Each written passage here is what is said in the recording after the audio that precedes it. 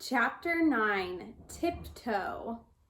So if you remember in Chapter 8, Jack and Annie decided to go back to the treehouse, but they had some visitors underneath the tree that the treehouse was in. And these are the visitors that Jack was worried about when he was worried about coming to Africa. They were the lions. So here's the lions underneath the treehouse. How are they going to get back in the treehouse? Chapter 9, Tiptoe. Jack and Annie crouched in the tall grass. There was a big lion, 3 lionesses, and a bunch of cubs. "I think they're sleeping," whispered Annie. "Yeah," said Jack, "but for how long?" He pulled the Africa book from his pack and opened it. He found a picture of lions sleeping under a tree. He read in a whispery voice, "After a pride of lions has eaten, they rest for a few hours. What did they have for lunch?" Annie broke in. "Don't ask," said Jack. He kept reading. "Sensing that the lions are not hunting at the moment, the other animals graze nearby."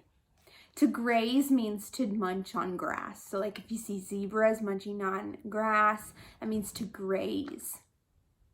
"If they can graze, then we're safe," said Annie. She started to stand. "Wait!" Jack pulled her down. "Not so fast." He peered around. The words in the book seemed true. The zebras and giraffes didn't seem to be bothered by the lions at all.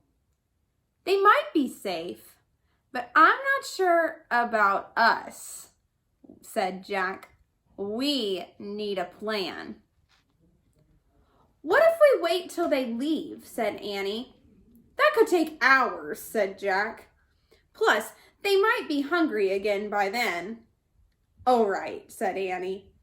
"So here's the plan. We tiptoe," said Jack. "Tiptoe?" "Yeah." "That's your whole plan?" said Annie.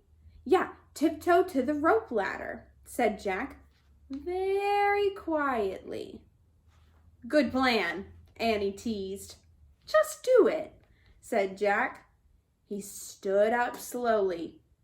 Annie stood with him. What do you think? Is tiptoeing the best way to go around the lions? Let's see how this works out for them. They began tiptoeing through the grass very slowly.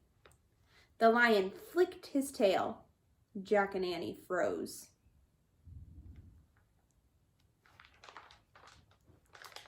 When his tail was still again, they moved again.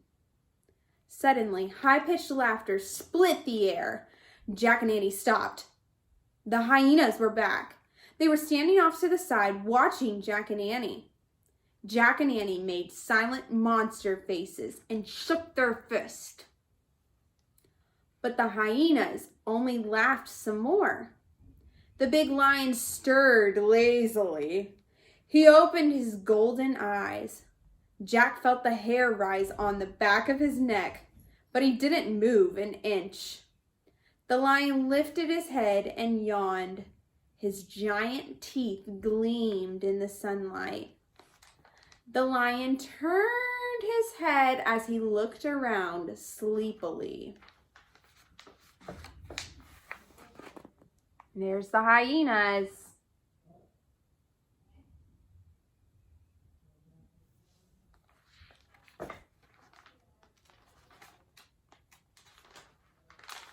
Jack held his breath as the lion's gaze rested on him. The lion sat straight up. His piercing yellow eyes met Jack's. Jack's heart raced.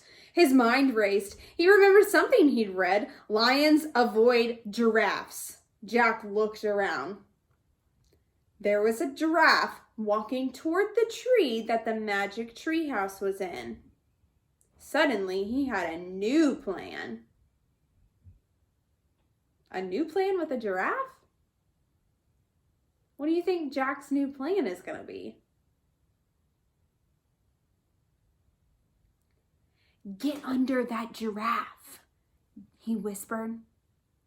Now you're the one who's nuts, Annie whispered back. But Jack grabbed her hand. He pulled her over to the giraffe and underneath it. The giraffe's legs were so long, Jack and Annie could stand up under it. Jack's head barely brushed the giraffe's golden belly. The tall creature froze for a few seconds. Then she moved slowly toward the tree. Jack and Annie walked in the same rhythm as the giraffe. They got closer and closer to the treehouse and closer to the pride of lions. The big lion had stood up. He watched them moving under the giraffe. When the rope ladder was just a few feet away, Jack and Annie dashed out from under the giraffe to the rope ladder. Annie scrambled up first. Jack followed right behind her. As they climbed, the lion growled and leaped at the ladder. The hyenas laughed. Jack climbed faster than he'd ever climbed. He leaped after Annie into the treehouse. Annie had already unrolled the scroll. The riddle was gone. In its place was one shimmering word. Honey.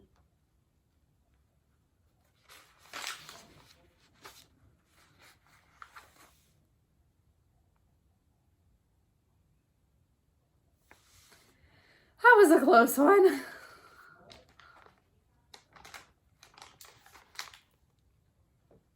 Jack grabbed the Pennsylvania book. He opened it and found the picture of the Frog Creek Woods. I wish we could go there, he said. Just then, the giraffe stuck her head through the window. Bye, honey, she said. And she kissed the giraffe on the nose. The wind started to blow. The treehouse started to spin. It spun faster and faster. Then everything was still. Absolutely still. Well, that is not how I thought that they were going to get back in the treehouse, but I'm glad the giraffe was there to help them. Chapter 10 in our last chapter is called After Lunch.